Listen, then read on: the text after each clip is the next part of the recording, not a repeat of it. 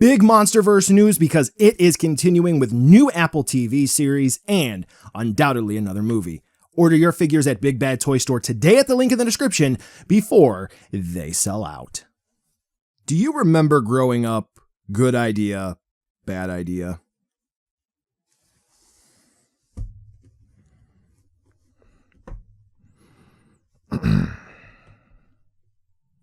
Yeah. It's better framing here. One's 50, the other's like 75. That's, I don't know. That's about all I'll say and imply. Yep. MONKE, Kaiju, Dragon Ball, and more. It's Steven's Toy Reviews. Hey there, collectors. It's going to be Steven here, and welcome to another MONKE review, where today we're going to be taking a look at Hiya's latest MONKE offering with the Skull Island Kong. Exquisite basic line, I think it is. I should know that off the top of my head because I've reviewed and bought so many of these, but nevertheless, hot off the heels of the SH Monster Arts Kong from Godzilla Kong: The New Empire, which was a straight repaint that was not only inaccurate, but was $75 for a repaint. We have Hiya coming in clutch with nearly the same accessories, if you include the tree that this Kong comes with instead of the axe, and a brand new sculpt for $50. I highlighted that at the start, but I'm stating it explicitly for those who need a reminder. So I think I may do a video on this later, but the point being, Hiya is, they put the food in the oven, they cooked, and now it's time to deliver. So did the chef, mwah, and we eating good, or is that argument, don't get mad at Bandai because insert reason here valid? No. But let's take a look to see why you should add this to your collection. This is actually one of my top 3 favorite Kong action figures. Roll the video. So in terms of sculpt and paint, you're probably like, what is he talking about with the thumbnail? This looks like Liver King, okay? This guy looks like Liver King. He looks roided out. He's got the roid gut, all right? You just can't deny it. That or a middle-aged dad who's like home from work and he's cracking a beer open. You know what I'm talking about here.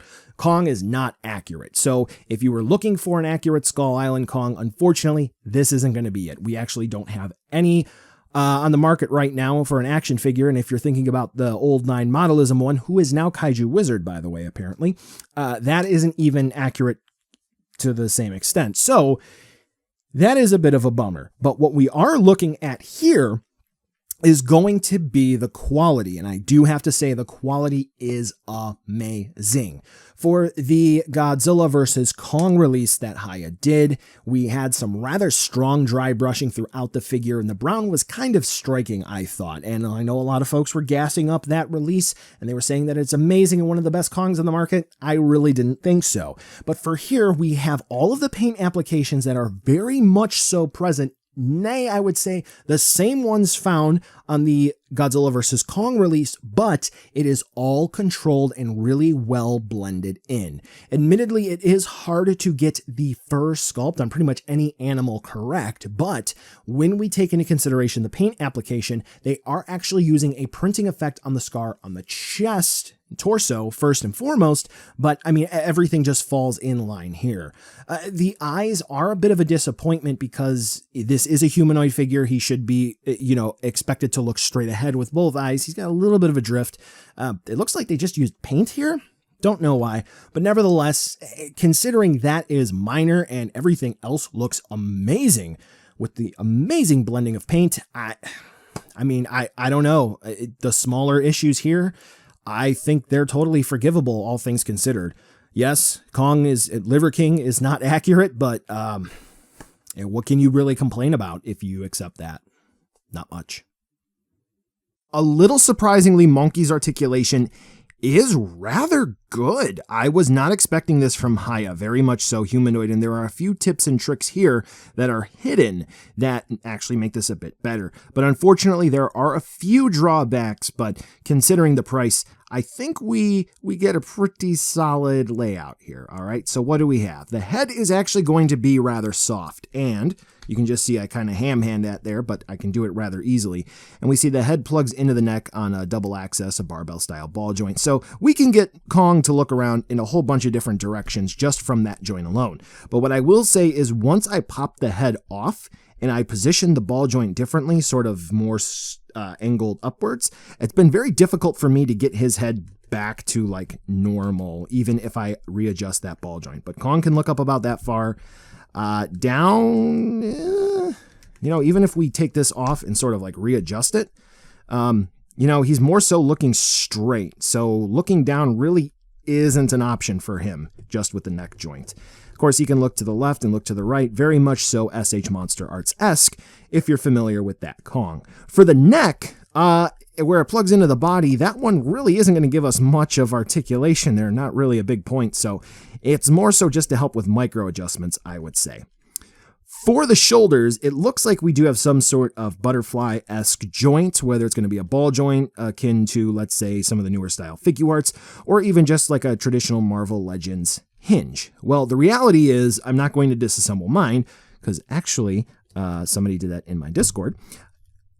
These are just kind of floating sculpt pieces, right? Soft plastic. But the shoulders are plugged in on ball joints. But the cool thing about that is since this is going to be softer plastic pretty much, though they're not really butterfly joints, with that ball joint that is used, so this way we can move Kong's arms around, right?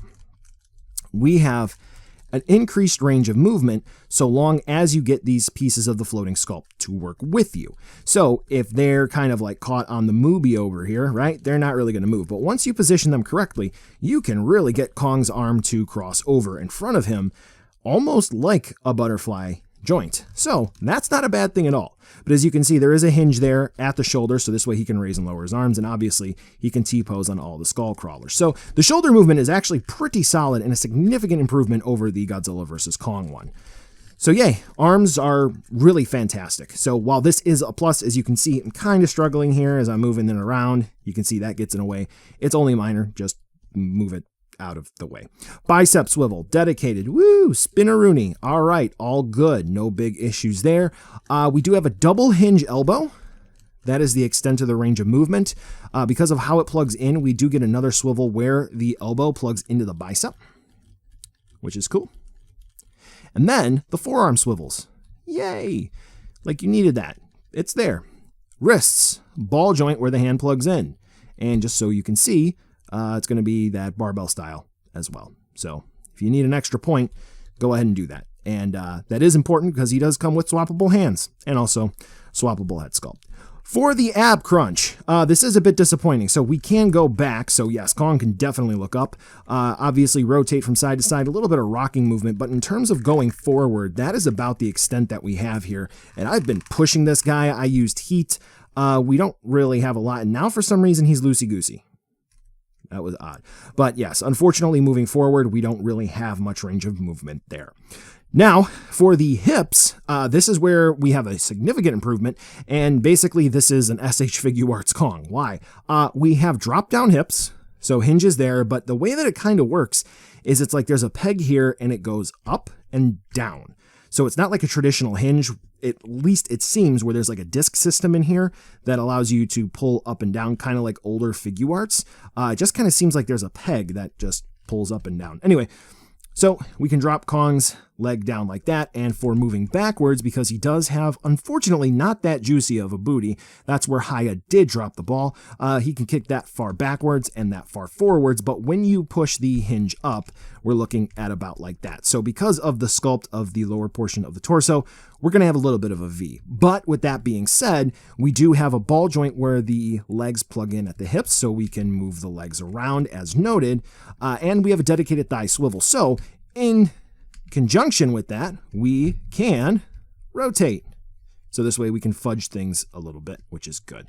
Double hinge knees with swivels where the hinges plug in, and only ball jointed ankles. No toe joint. So we do get a little bit of ankle rocker movement, but the point being, we don't have any toe hinges. So, yeah, c'est la vie. So, for Kong, this monkey, thumbs up. I think he actually moves really well. I was pleasantly surprised. I was thinking he was going to be a relative brick, but I am pleased. I do think that the neck could be improved, especially in terms of looking down, as well as the abdomen joint. But considering it is marginally behind this one over here, yeah, this is the event exclusive one, which we'll talk about that more in a bit. It's marginally behind this. I think this is a great deal. Yeah. Oh, I spoiled the ending. Not quite. Accessories time. And here's where, yes, I mean, I did kind of praise it in the intro for Kong here, but at the same time, I'm a little bit disappointed. So we do have 2 head sculpts entirely. We do have a few sets of hands, and I will go over those. And we do have a tree, which honestly is not that significant, I would argue, but let's talk. So aside from the gritting teeth face, Kong comes with a roaring head sculpt. Cool. Got it. Kong also comes with that tree. The tree, for those of you who may need a reminder, Kong picked up a tree, ripped all of the green stuff and the branches off of it, ran at the skull crawler, the giant one, the devil, cracked it, and that was it. At least it looks like a tree. The roots are kind of odd looking. They kind of look like spaghetti noodles. For the hands that we're going to get with Kong, we obviously are going to have fists because that's important. We do have hands to hold the tree. We do have sort of splayed out hands, kind of making it look like he's a disc jockey. And then we have knuckle walking hands, so he can act like a normal gorilla. Here's the issue that I kind of have. So we did have the skull crawler, the skull devil, which was released. It didn't come with any accessories, which I suppose because it's a unique sculpt and something that's new, they're sort of going into uncharted territory, if you will. It's somewhat forgivable on Hiya's end. But for Kong here, the tree, I actually had to go back and think about that again. Why didn't they include the boat propeller? That would have been amazing, fantastic. I would have gone to John Hiya and given him a smooch on the head myself. And you know my history with Hiya. That being said, everything aside from the tree is pretty much essential except for a neutral expression. So we have the SH Monster Arts line, which does the neutral and the roaring, and then we had to get an exclusive one to get the gritting teeth face, and then we have this one where we get the gritting teeth and the roaring but not neutral. You win some, you lose some. And now the cool thing about the weapon holding hands for the tree is that in addition, if you have the Monster Arts Kong, he can hold the axe. You'll love to see it. So support stand would have been great as well, but otherwise I think, considering the quality of their stands, maybe we lucked out. Everything here is a solid package for $50. But if you need other support stands, effects, or accessories, you know I have videos to help you out. Now to round the review off, here's going to be a side comparison with both Kong and the Skull Crawler or Devil, whichever you would prefer. And I'm totally not going to reuse this section for both of the reviews.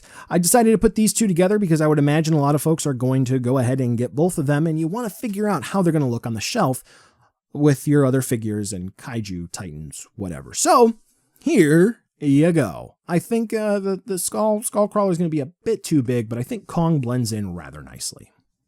So buy now, skip, or wait for a deal. For $50, you pretty much get the entire package. Kong looks amazing, despite the fact that he is not accurate. He looks like Liver King more than he does Kong. The articulation is rather solid, all things considered. There's some interesting technology in here. It could be improved in some spots, namely Kong really can't look down. The accessories are great in terms of Kong as a figure, except he doesn't have a neutral head sculpt, and we get the tree, which is not as iconic compared to the boat propeller, which would have been mwah.